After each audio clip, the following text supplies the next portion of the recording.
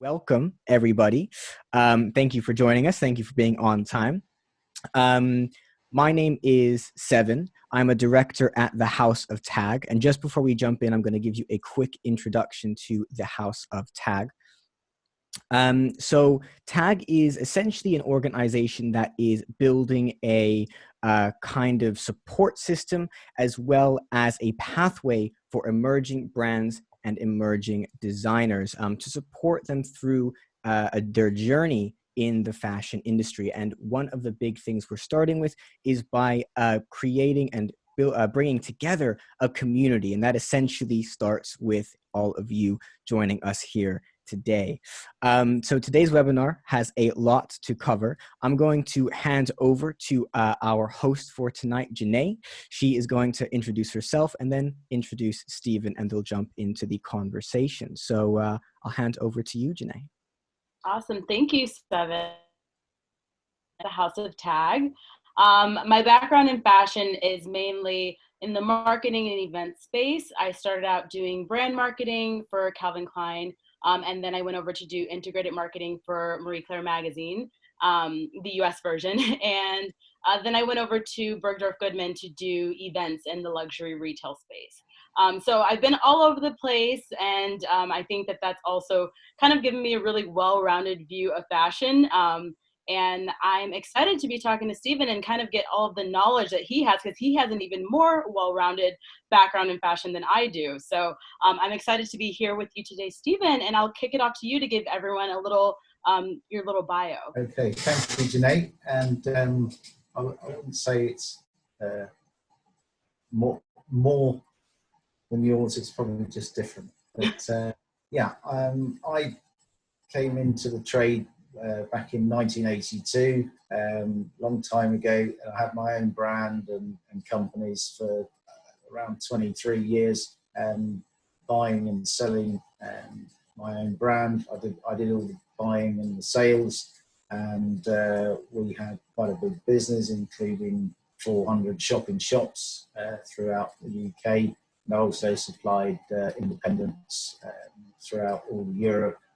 In 2007, I started my own company, Fashion Compass, having closed sort of the past, and we did close it. It didn't close us. And I've been working for the last 12, 13 years with fashion brands and retailers of all sizes from all countries to enter new markets. As a byproduct of that, and as a sort of carrying over from having my own brand, I've obviously touched what I could say is all areas of fashion. But my main speciality is if a brand or a retailer wants to enter new countries, they come to me and I get them agents, distributors, and retail partners that can open stores in the markets they want to be in.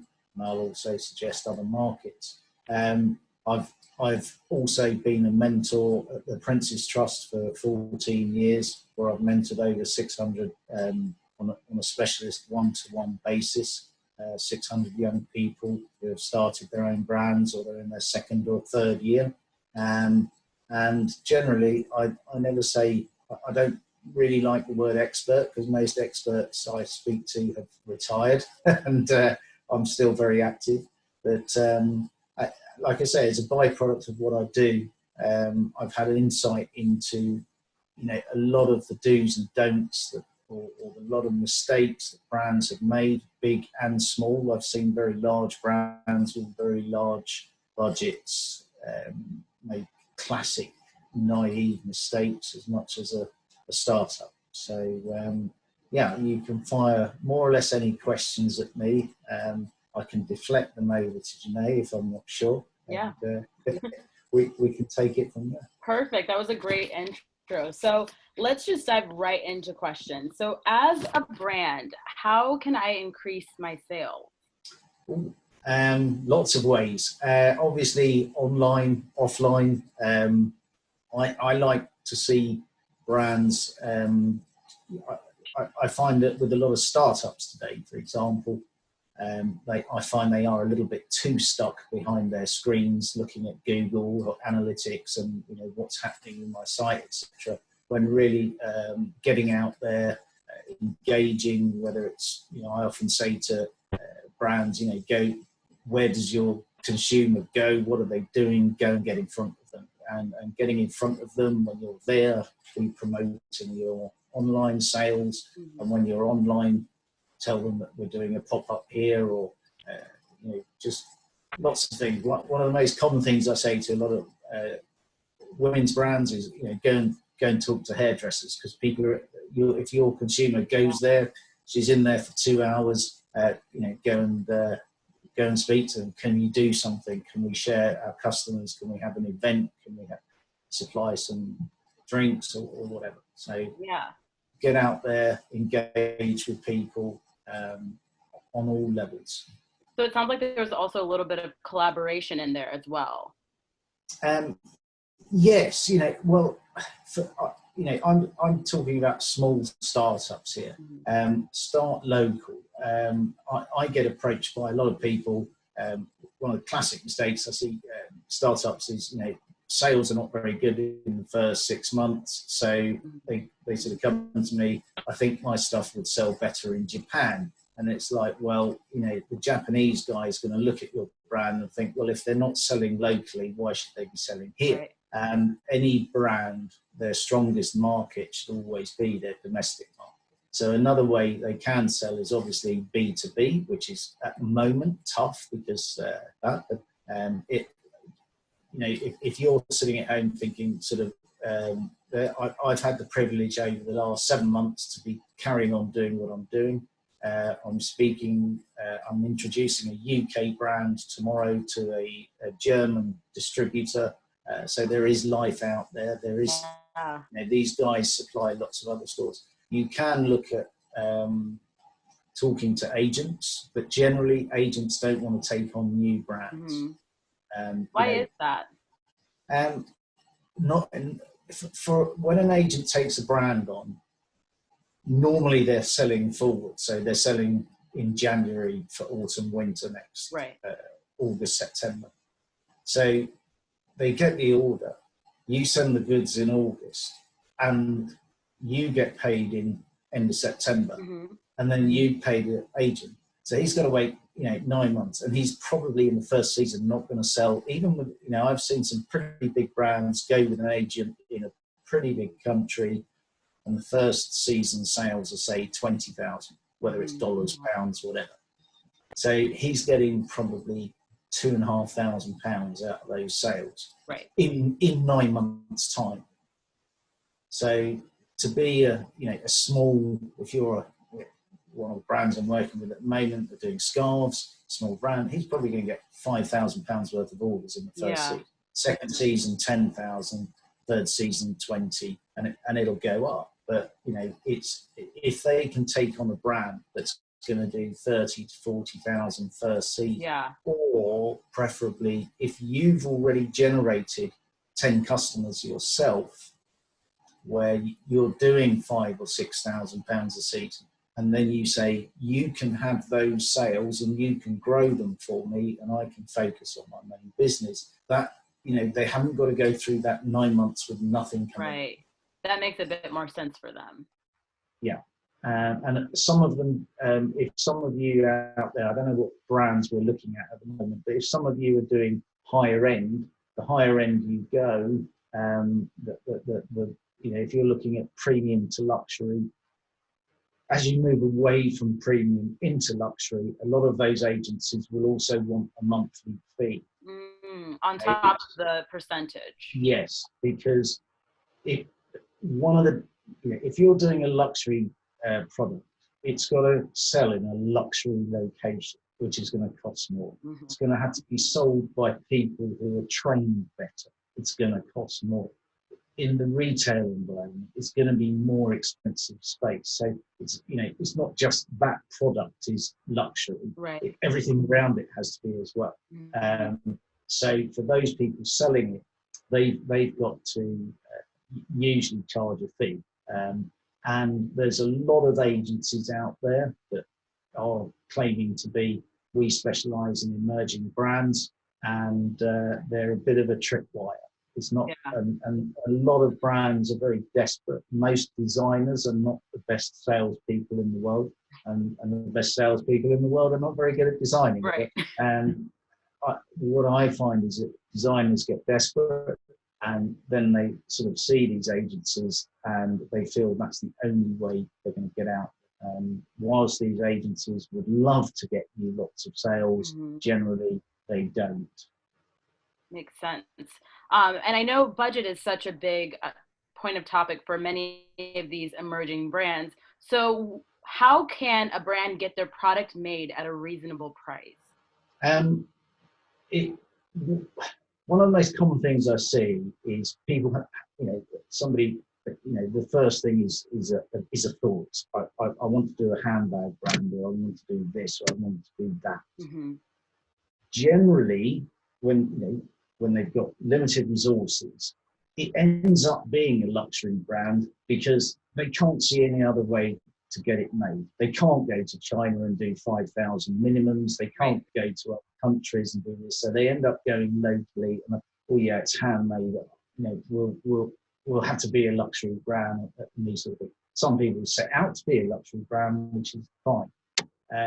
But even if you're sort of aiming at premium, is what ends up happening is they are in this place where they're paying, say, £100 or $100 for their product at cost, when if they could buy 100 or 200, it would probably be more like 70.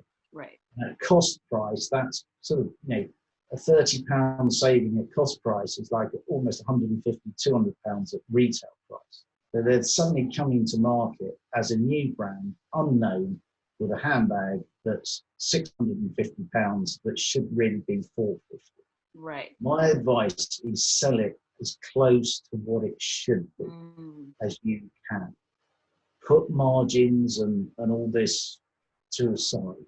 The key thing at the end of year one and a half, is people are buying your product and phoning up and saying, my sister bought one, I want one. We bought 6 from you, we put them in the shop, and we sold out in the first week. When you're hearing that, you know you're doing something right. And all those margins can be fixed and done, and you can go and order and look to grow. If you're not getting those sales, if you're not getting those repeats, there's something needs fixing. Interesting. Okay, so you're saying don't worry so much at the beginning about making that huge profit. Keep the margins a little bit closer. Yeah, I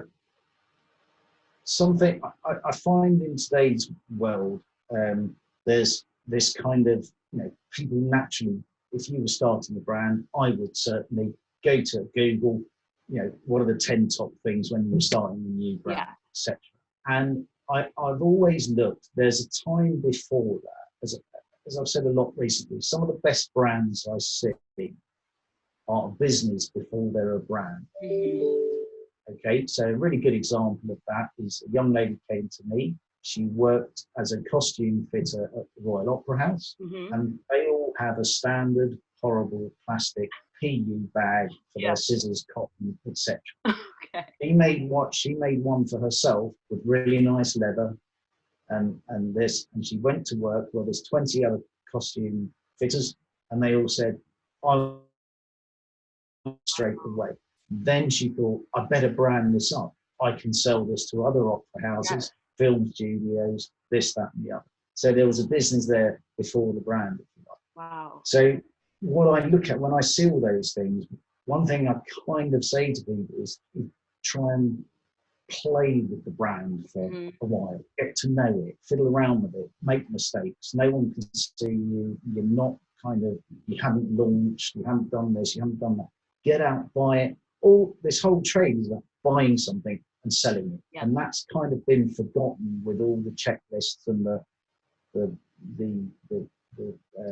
fashion colleges and universities and this, that, and the other. Yeah.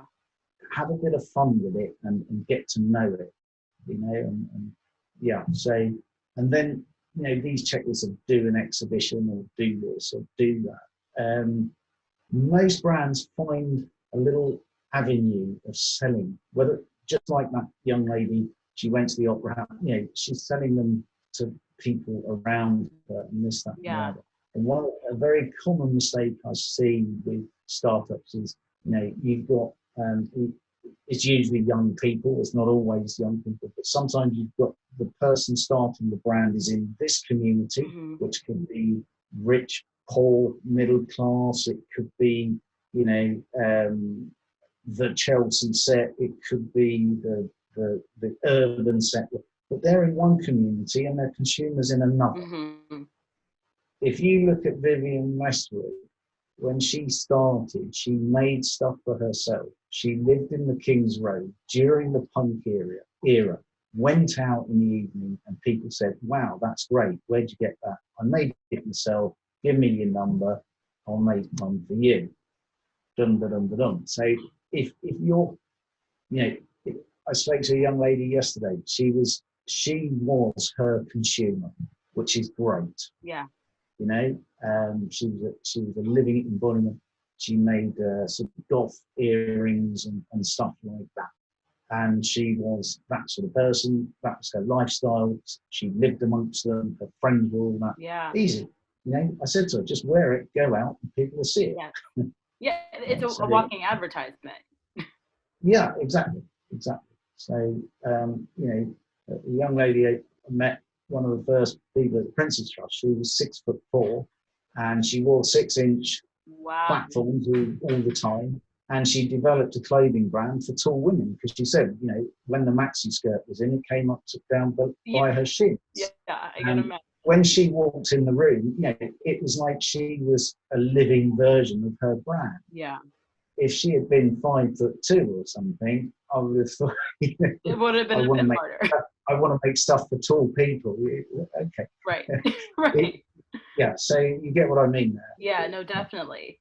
So I think after the brand, takes some time and plays around and does some figuring out, and they've emerged, if you will, what is a way that the brand can get to the next level after they've kind of gotten out there?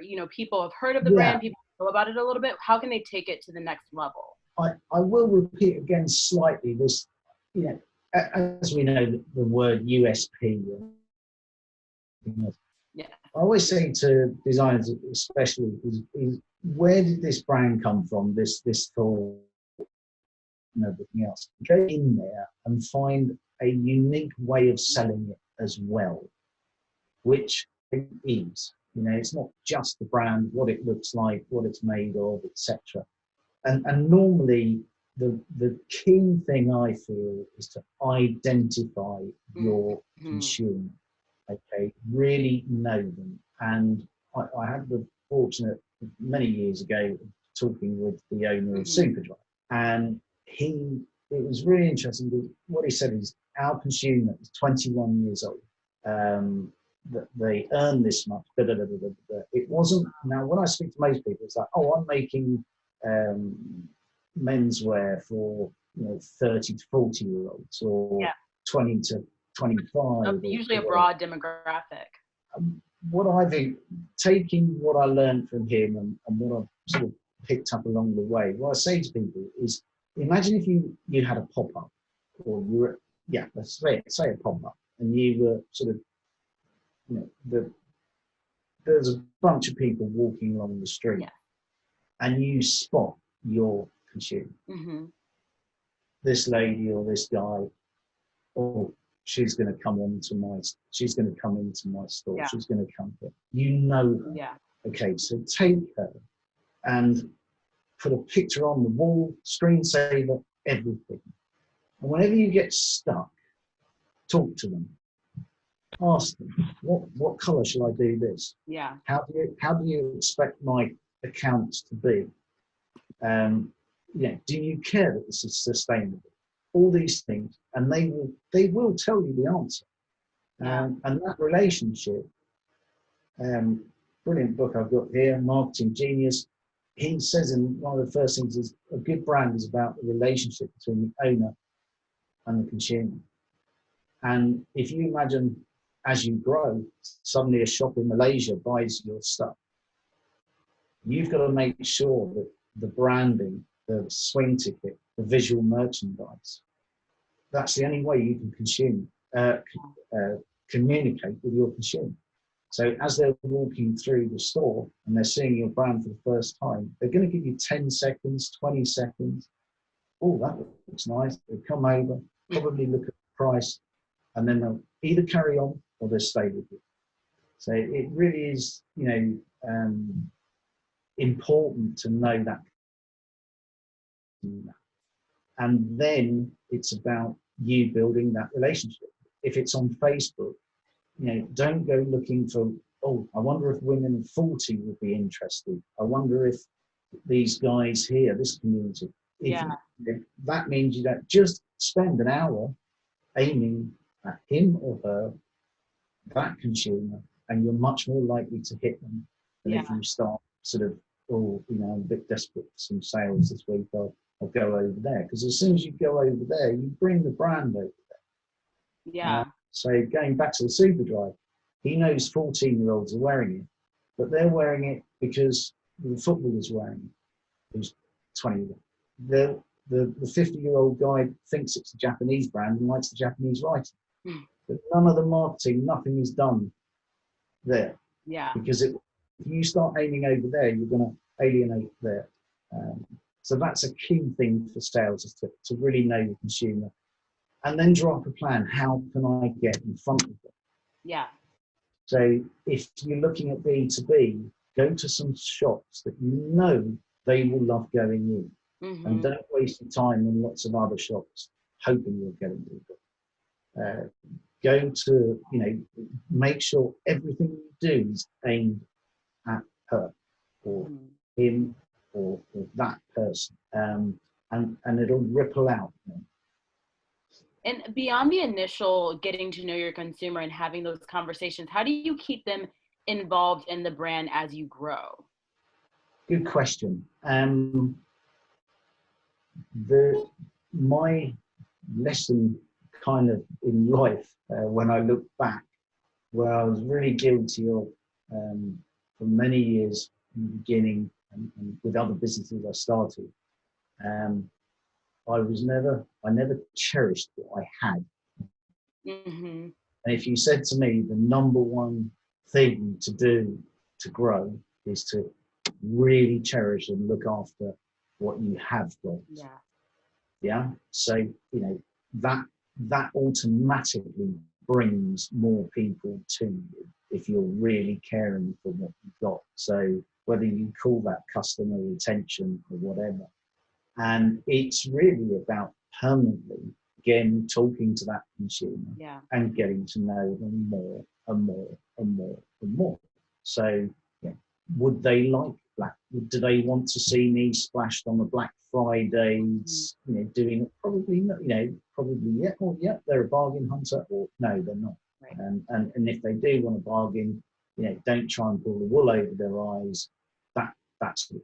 Right. So I would say number one is to look after them, and by looking after them, they're going to tell their friends. Yep.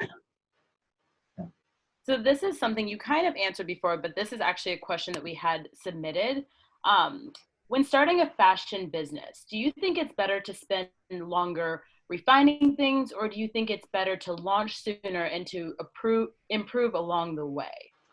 I always say get started as soon as you can, however small, whatever you can do. A good example of that, again, 10 years ago, a young lady who came to me, I'm thinking of starting making some jumpers and this, that, and the other. By the end of it, I found out she actually had a machine as well. So I said, so basically you can go home tonight and make a jumper. She said, yeah. So we'll go, make one and sell it. Yeah. Make another one, sell it. Make another one, sell it. Whether you sell, if it's costing you £50 to make, whether you sell it for £55, one and sell it, make one and sell it, make one, and then with business, I'm often asked about business plans. what forecast should I put? And I sort of say, well, go 2 years in the head. Yeah. You should be doing about £1,000 a month, and come backwards. How did you get? Yeah. Okay, but equally, let's say, it's, again, I will always say with designers, they're not the best salespeople in the world. So don't put yourself under too much pressure. Yeah. Say, I can sell one in the first month and one in the second month. By the third month, I reckon I can sell 2. Yeah. If you go about it like that, you probably sell 10. But it takes that sort of pressure off a bit, which, for designers, I think one of the hardest things is cold calling, or going into a store and saying, do you want to buy my stuff? Those sort of things. So what I say to them is either find a friend who I call them the gobby friend, who talk to anyone and everything, and give them a bit of commission. Yeah. If you can't get that and you've got to do it yourself, then go in and you're a customer until you open your mouth. Okay. Yeah. So be that, like the store, look at the store. Your consumer goes in there, I really want to do business with this store. My consumer loves this store. Yeah. They will normally be an independent. Okay, so walk around, don't go in on a Saturday when it's busy, go in on Tuesday afternoon where the owner's probably doing it, sitting there on his or her own, having a cup of tea, and pay them some compliments, and this is lovely, and then go, yeah, you know what, I make some scarves, or I do this, or I do that. I'd love to show them to you. Yeah. And just that. And if you can't say that, walk out. At least you've gone in there and done something. Yeah. And give sales. Well, another very common thing I get is, is people come to me and say, I'm not selling it. When I break down the actual time that they're allocating to selling, it's about 3% of their time. Mm-hmm. So if you're not good at selling, acknowledge it and say, I'm not good at selling. Yeah. Okay? Rather than putting it as a fear of, oh, I can't do that. I'm like that with my accounts. I don't know why, I just can't go near them. It's like I have to force myself each month to sit down and, it's just, I don't know. I need analysed for that or whatever. It's probably a bit late for me, but there you go. But it's just a dread thing I have. It's not too bad, but it's not a comfort zone for me. Yes. And what I find is, especially with designers, and I'm not designer bashing here, but I find generally that's where, that's probably most of the audience out there, although I can only see a number. One of the classic mistakes is their comfort zone is designing. They love designing. So when they hit a sales problem, they try and design their way out of trouble. Mm-hmm. I'll design more. I'll do some menswear. I'll do some women's wear. I'll do some different stuff. Bottom line is, not enough people have seen the stuff. Yeah. So, okay, fair enough. If you've shown it to 1,000 people and they've said, I don't like it, or the colours, or this or that, but 9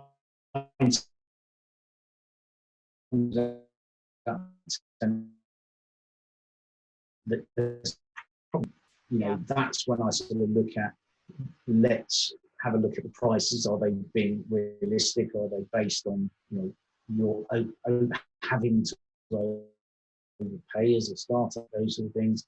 But key thing is I look at, let's do some sales,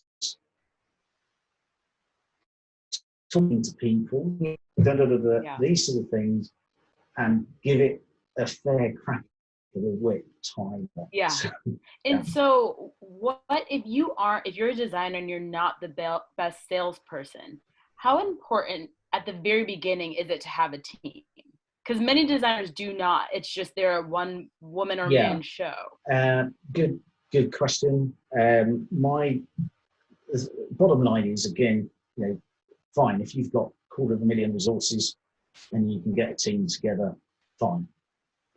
If you're sort of starting on a £10,000 to £15,000 budget, I wouldn't do it. Most of us are probably looking at starting with a £1,000 to £2,000 budget anyway. So that's the reason I like to say, make one, sell it, make one, sell it. Mm-hmm. The other thing is bottom line, you've got to do everything in the first year. Yeah. Okay. And you probably best to do it at home. Okay. So the example I use, which is a nice, easy one to understand, is let's say you get an order through your website and you get it, and, oh, I've got to get it there now. Yeah. So you've got the order, that's the first step of the process. The second bit is delivering it. So you go to the post office and they say, we want £7 to spend that there. Okay, cool. Yeah. So off that goes, and suddenly you're getting one order every week or every month or whatever, sometimes 2 pieces, sometimes something's heavier than others, and you're learning, well, that's £5 when I send it, that's 7, and that one's 9. Fast forward, say 2 years, when all of a sudden your sales are £2,000 a month or something, and you think, I can't keep going down the post office. I can't do this all the time.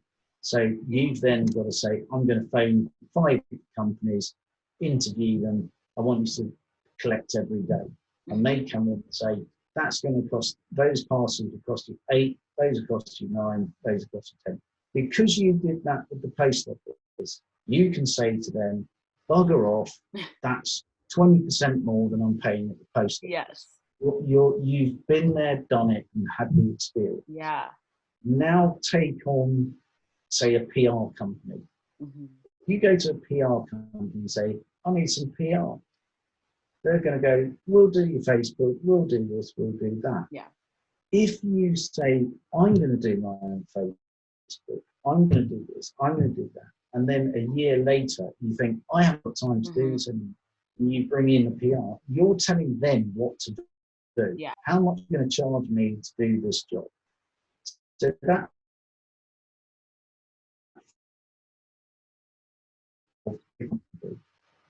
is, it's important. you can't buy that as experience and training and everything else. And theoretically, I would say when you start saying, I need to get this, and you've got to pay for it out of that £2,000 kit where there's not much left anyway. If you say to them, can I do this myself? 99 times out of 100. Yeah. And so that's hopefully answered that. Yeah, no, that's really important, I think, to know how to do everything. This is tea.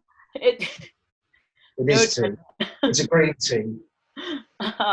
Yeah, no, I think it's really important for you to know how to do everything so that when you do bring those people on, you know exactly what you're paying for and you know how to do it yourself. Say, God forbid, they quit the next day, at least stuck in a bind. Yeah, I think, there's, again, it's that kind of textbook thing of seeing other people. They've got a little studio and be nice, and they've got an intern and this, that, and the other. And, a lot of those end up, I find, there's not much left in the kitty at the end of the year. And the number one thing is don't run out of money. Okay? Because that's tough. So how risky do you think it is to start a brand right now in this current climate? Far less risky than this time last year or any time since the 2008. Okay. I think it's a great time to start. It's a bit like for me, where I sit, I'm seeing a lot. I'm talking to agents in Germany. I'm talking to brands. I'm talking to a brand in Panama on the lingerie brand in Panama on Monday. So I do see things, and it's not that different everywhere. And if you imagine a storm, we've just had a storm blow right through retail and fashion, and it's knocked down all the weak trees. What a brilliant time to go and plant the tree. Yeah. So it's a similar thing. People are more like, buyers have been sacked and promoted and told to open their minds. Don't just go and order Calvin Klein and Gant and this again, because, we need something a bit more, we need some sustainable, we need a bit of this. We've got to get back in the store, so open your mind a bit, which they haven't done for 20 years. Yeah. So yeah, I mean, I think it's a great time. Locally, internationally, everything it's all out there for, you know, and the new brands, the new thing, there's just so much more opportunity out there for them, and space has been the key thing. Whether it's online space, whether it's offline space, whatever, you couldn't get a look in as a new brand. You know, it was really, really tough. So from that aspect, all this online space is probably more expensive, but equally, some of those big guys that are paying big money to get seen have been seriously hurt. Yeah. So yeah, I think it's, I witnessed in my trade and my thing 4 or 5 years ago when Spain, Greece, Italy really went down the pan. Yeah. And their young people, a lot of Spanish came over here. I noticed, you know, suddenly lots of young Spanish people, it's the only way they could get jobs. But the ones that stayed at home also made some really, you know, they all of a sudden opening a little local store was costing nothing, although being thrown the keys at, you know, first 6 months, do what you like, free. And all these little curio shops and, you know, little bars, micro bars, this, that, it all started popping out. And if you go to when I went to Spain last time, I went to Greece last year, it was really different, a very different atmosphere. So whilst it's going to be tough for many people, I still think I would rather be starting a brand now than this time last year. Interesting. That's reassuring, I think, for all the fashion entrepreneurs out there, that they can kind of keep going and they don't have to put their business on pause. Yeah, look, again, there's some products that are selling better than others at the moment, but they're all going to come back, whatever way. Maybe if you're doing something for, you know, sort of glitzy jewelry for evening wear, etc., you're best to bide your time a bit, play with it a bit, you know, see, is there some ways I can do this, but keep to your brand's ethos, of course. And you've got to probably be a little bit patient, but prepare, you know, have a look. You can still go out there and, you know, that shop down there. I want, you know, the land, it's been empty for 3 or 4 months now. I'll go and have a chat with the landlord and say, can I do something in there next March for 3 weeks? Or, you know, and they'll probably say yes. No, this is a good time for research, it sounds like. Yeah, and also, you know, with students, for example, I've always said to startups, go to local universities. There's usually PR courses and young people that want to get involved in the brand, and especially if there's a group of your consumers there as well. You know, I did it quite a few years ago. I went to Southampton Uni, where they've got a really good PR course there, and it was quite a big US brand that wasn't in the UK, and we ended up doing things like we bought 4 tickets for Glastonbury, and these young people were wearing the clothing. But the best thing was is that they were filming it and beaming it into the 50 stores in the US, and the US stores were sort of saying, you know, we're live at Glastonbury kind of thing. So it was a really good thing. Awesome. Because of 4 people that the cost of it was the Glastonbury tickets. It wasn't that cheap, but it's still, you know, it was great. It was complete and utter success. So just get out there and engage with people, talk to people, and they want to be talked to at the moment, believe me. Yeah, absolutely. And I'm wondering what you think about the future of the fashion show business. I think that there's a lot more virtual things happening. How important are fashion shows and trade shows for a brand? And how can they pivot without that in-person presence that they used to have? I think they will come back. I wouldn't rule them out altogether.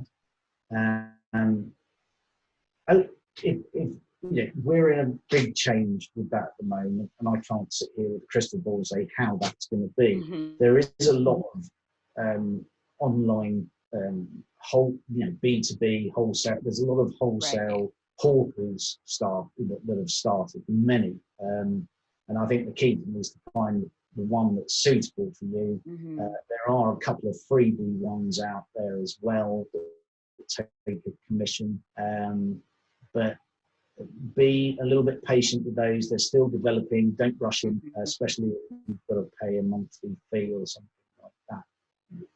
With trade fairs as a rule, which I think will come back, but slightly different, but still bottom line is somebody's going to get some space and chop it up into little spaces and sell it for a profit to people that want to exhibit. And it's a trap I find startups fall into. I've done over 200 exhibitions myself, visited probably another 200 times, and I've worked with many brands that, and to be honest, most brands do an exhibition because everybody else is. Right. Okay. And again, going back to when Spain and Portugal and these countries went down, they kind of go, the UK is doing well, let's go and do a trade fair in the UK. And you could spot them, okay, fair enough. They had a Portuguese sign or whatever, but you could easily, they came there in hope. Yeah. Do not do a trade fair, do not do a pop-up, do not do a thing in hope, because it very seldom works and it's usually very expensive. If you've got an agent who can phone up 50 clients and say, we're doing this, or, if you've got somebody who's got a network of people, if you're doing a pop-up, I can get 50 people there and they've got a relationship. Oh, darling, you must come.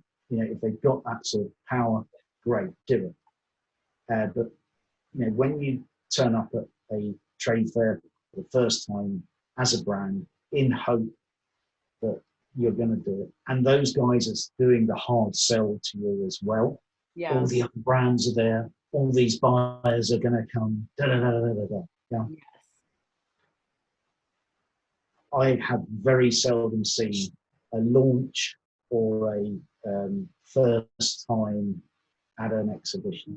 And a really key thing that I've been able to see is I can look at a trade fair, I can see the new brands, and I can see which of them do it again.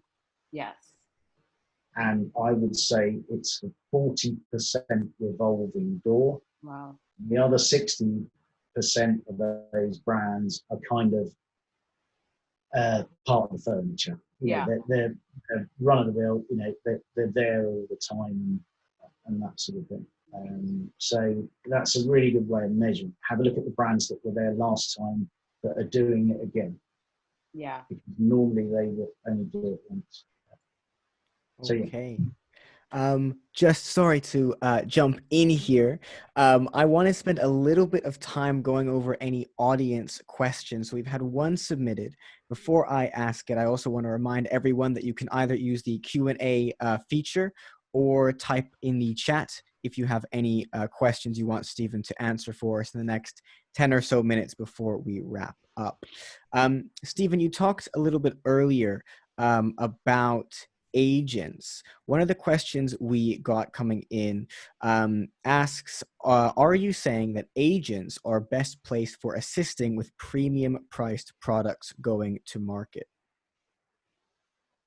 We're looking at premium, as in we've got commercial, cheap to middle pricing. Premium for me is sort of above that, but it's not luxury. So let's say for a pair of jeans, 80 to 120 pounds is about premium. I hope this answers the question properly, but basically with premium brands, you can get a national sales agent. Okay. With commercial brands, you can get a national sales agent. You can probably get some regional ones as well because there's more to be sold. When you're dealing with higher end premium or to luxury, what happened there was if you went back 20 years ago, if I was selling luxury brands as an agent in London for the UK, I would probably have 60 to 70 customers, from of which say 40 to 50 were independents, and then you've got your Liberties, Matches type, a few. Nowadays you've got some online as well, that sort of thing. Fast forward 20 years later, that 70 potential customers has gone down to about 15 to 20. Same in more or less Milan, same in Paris, and a bit more in New York. Most buy what those guys do, like say I'm in Milan or Paris or London and my agency, suddenly I've gone from 70 customers down to 20, but I've noticed that these buyers from Russia, these buyers from Japan, these buyers from the new world places and emerging markets are passing through London, they're passing through Milan, they're passing through New York, and they're passing through Paris. So those agencies that sort of where their national customers shrank said, hey, I'm going to be a pan-global agency. And I'm going to start making sure these Russians that are coming to town and these Japanese buyers and these Ukrainian buyers of these nice boutiques, and also, Australia, there's really nice boutiques who travel to buy. I'm going to start sort of bringing those in. So now you have what I call pan-European or pan-global agencies. And that's where the luxury brands kind of go, these emerging ones. And with the premium ones, because the price, 80 to 150 pound pair of denim, there's still 70 to 80 stores out there that can sell. So you can be a national agent for a premium brand. So with that, those agents, they could be based in the north, they could be based in, they could be regional as well. But there are customers out there still. Now, obviously, in the last 6 months, a lot of those have been hurt and some have closed and some are, well, they're all closed at the moment, but the doors will open again. And as I said, my opinion of what I've saw in Greece and Spain and Italy is, that as well as starting your own brands and these sort of things, there's going to be a lot of young people looking around. And, there's no shops in town. I can get a shop for 1,500 quid a year, and they'll decorate it for me, or I'll do it up, or get subsidy, and they'll start. They will start opening, and then all of a sudden you've got more people to sell to, and the agents will see that. I am still not quite sure how what is going to be, but it's still going to be something. You're still going to have, in 2 years' time, I might see a product and think, I know 20 shops near me that could sell it. And I'll pick it up and I'll get in my cart and I'll drive around to 20 shops and I'll sell it. And you're never going to stop that. That's human nature, it's trade and everything. So even though I may have to do it in a branded car or something, electric golf cart with flags on top or whatever, it's still getting out and selling. Nice. Does that answer the question? I think so. Yeah, I think that's a lot of detail, and what I'm loving, and I'm seeing a bit in the chat as well, is that everyone's loving the detail. I'm definitely one of them. So thank you for that. Another question we've had come in, just to wrap us up before we finish off. Someone asks, what advice would you give about trying to break into other markets, specifically around when is the right time? So is it kind of based off of the maturity of your brand? Is that the best time, etc.? When do you recommend them to do that? It's a very good question. I I can only go back to when I had my own brand, and because I was asked this question a few times over the past few years, what I did was I sort of went back in time when I had my own brand, and when did we what happened? Because we were suddenly selling a lot in Europe at a time when it was difficult. You had to cut the label out that it was made in Hong Kong and stick made in England sticker on it just to be able to ship it and things like that. So it was that. So here's my opinion on it: is if I had a brand, and my key attention would be always domestic market. Okay. Good example of that I use. I know it's not the best example. Is singers, actors, etc. Okay. Hollywood is the center of the global. It's where you want to be if you're an actor. Okay. If you go straight over there and come back, your domestic market doesn't know. You look at Tom Jones. He went to he was massive here, cracked the States, came back here, and now he's got, he came back here when he was about 40 because he's no longer needed in the US, and he earned a very good living between 40 and until the day he drops because he looked after his domestic market. Okay, and that's a terrible example, but so first of all, keep your domestic market strong. Yeah. In the beginning, I would sort of say, when I look back at my business, suddenly people started to see us, oh, I've got some stores in Holland, or I've got this, or I've got that. Okay. So, and when I say look after your domestic market, all of a sudden, this, one of our best colours for many years in our brand, if you take Karen Millen, that kind of orangey rust, it's kind of owned by that brand, if you like. Yeah. So it was a similar colour to them. The Dutch buyer says, we can't sell orange, it's our national colour, it's not a fashionable colour, etc. So you stop making orange to try and suit them. So you're ignoring your domestic. Okay. So instead, just don't give them the orange or whatever. Let them pick out stuff. Don't go looking for overseas trade. Okay. Until this domestic market is burst. If they come to you, fine and great, okay? But again, if you are going to go and look at domestic market, outside your market, do it with somebody, go back to how you started. There's a struggle. You're not going to walk into American brands are the worst. Scandinavian brands are the best. American brands can be a $200 million brand in their domestic market without ever leaving the shores. A Swedish brand, after their second year, if they're doing reasonably well, they know they've got to go abroad. So they learn what is the best way? How do we do this? What is, so they go into Norway. We're exporting, okay? But it's still, they learn serving a different market. They're going to Finland, they're going there, and then, right, we're ready for Germany or UK or there. Okay, with the US, they come over, they go, we've got 250 million people, and we're doing 200 million. You've got 70 million, so you've got to do 2 million in the first year. And I have to say to them, you're very unlikely to do more than 50,000 in the first year. So you bring that expectation down. But I think, going back to the question,